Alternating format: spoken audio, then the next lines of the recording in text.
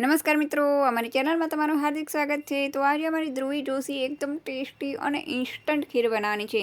તો સૌથી પહેલાં તો આપણે 1.5 લીટર દૂધ લેવાનું છે। તમે તમારી ક્વોન્ટિટી પ્રમાણે ઓછું વધારે કરી શકો છો અને તેને ઉકળવા માટે મૂકવાનું છે। ત્યારબાદ બીજી બાજુ આપણે જે બાસમતી ચોખા છે એને 3 વાર સારી રીતે ધોઈ અને આ રીતે કુકરમાં એડ કરવાના છે અને એના ભાત બનાવવાના છે। પણ અહીંયા ભાત બનાવતી વખતે પાણીની જગ્યાએ દૂધનો ઉપયોગ કરવાનો છે। તો એક બાજુ કુકરમાં ભાત તૈયાર કરવાના છે અને એક બાજુ દૂધ ઉકળવા રાખવાનું છે।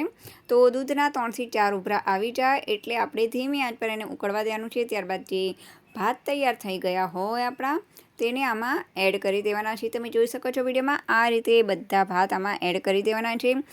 દૂધ કરતાં ભાતની ક્વોન્ટિટી બહુ જ ઓછી રાખવાની છે।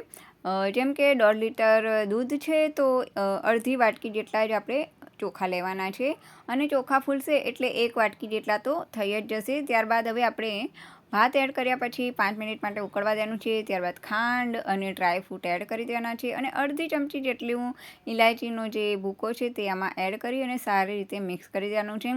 ત્યારબાદ જો તમારી પાસે કેસર અવેલેબલ હોય તો તે એડ કરી શકાય છે અને કેસર ના હોય તો આપણે કેસર જેવો કલર કરવા માટે અહીંયા એક નવી ટ્રીક આપણને ધ્રુવી જોશી બતાડવાની છે। તો આપણે એક પેનમાં આ રીતે ખાંડ એડ કરી અને ધીમી આંચ પર સતત હલાવતા રહી અને એને મેલ્ટ કરવાની છે। સાવ એકદમ ઓગળી જાય ને ખાંડ તો એનો કલર પણ એકદમ બ્રાઉન કલર જેવો થઈ જશે। તો એ બ્રાઉન કલર જેવી ખાંડ છે તે આમાં એડ કરી દેશો ને તો એકદમ સરસ રીતે ખીરનો મસ્ત કલર આવી જશે। બિલકુલ બાર જેવી જ ખીર બનીને તૈયાર થઈ જશે।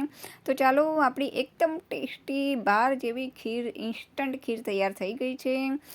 તો આ ટેસ્ટી ખીર કોને કોને ભાવે છે કોમેન્ટ ચોક્કસ કરજો અને જો તમે અમારી ચેનલમાં નવા હો તો સબસ્ક્રાઈબ કરવાનું ભૂલતા નહીં અને વિડીયો ગમે તો લાઇક અને શેર પણ ચોક્કસ કરજો। તો ચાલો હવે આપણે ફરી મળીશું નવા વિડીયો સાથે, નવી વાનગી સાથે। ત્યાં સુધી બાય બાય।